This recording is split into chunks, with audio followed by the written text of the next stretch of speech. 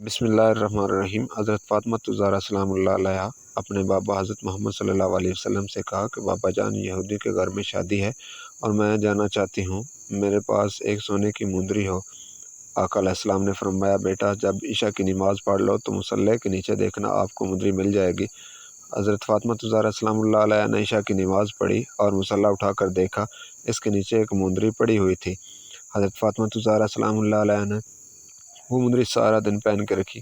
रात को आप ने ख्वाब में देखा कि जन्नत में एक महल है जिस पर लिखा है कसरे ज़ारा। आप इस महल के अंदर दाखिल हुई तो देखा कि नूर का एक मेज़ है। मेज़ की 4 टांगें हैं, इनमें से 3 टांगें हैं और चौथी गायब है। आपने दरोगा से पूछा कि इस मेज़ की चौथी टांग कहाँ है।